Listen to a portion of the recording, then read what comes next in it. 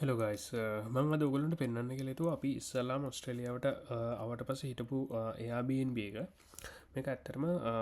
ඔස්ට්‍රලියව සිඩ්නිවල හර්ස්ෆිල් කියනේරු එකේ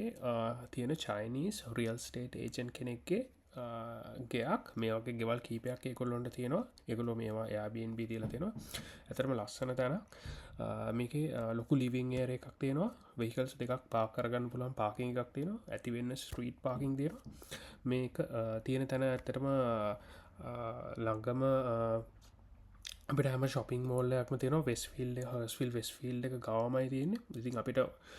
ඕනම් බඩුවක් ගන්න වැඩිදුරක් නැහැ පයින් යන දුර තියෙන්නේ මේක ෆුල් කිචන් එකක් තියෙන හැම ෆැසිල්ට එකක් එක්කම ඉර්පස ඒගොල්ලෝ මේක මේන්ටේන් කරන හැමදා මුදේ කෙනෙක් ඇවෙලා කලීන් කරනවා හැමදේම ලස්සන්ට තියාගන්නවා එතකොට මේක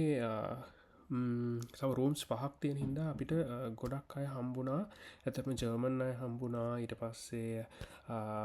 වෙන එක කන්ට්‍රේස් වලින් ඔස්ට්‍රේලියන්ස් හම්බුණා එතකොට ඇතරම එක මාර එක්ස්පිරෙන්න්ස එකක් අපිට ගොඩක් අදශ්‍යා කරගත් ඒගොලු ලංකාවිව මේගොල්ලු හැම ගොඩක් කැමති ඇත්තම අපිට මොකද ඒගොල්ලු ගොඩක් ලංකාවට ගිහිල්ලා හිට බො ඇතිටිය ඒගොල්ලු ලංකාවට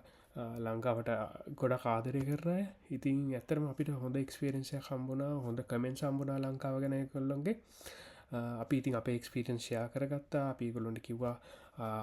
අපි ගියපු තැන් සහ ගොල්ලොන්ට ඉස්සරට ආය ලංකාවට අවත් යන්න තින තැන් ඉතින් ඒක ගොඩක් හොඳ එක්ස්පිරෙන්න්ස එක ගොඩක් අදශ්‍යය කරත්තා ඒවගේම මේ ගෙදර ගැන කිව්වෝත් ඇත්තරම රූම්ස් පහක් රෝම්ස් පහයි හැම රූම් එකටම සෙපරේට් බාතරූම්ස් තියෙනවා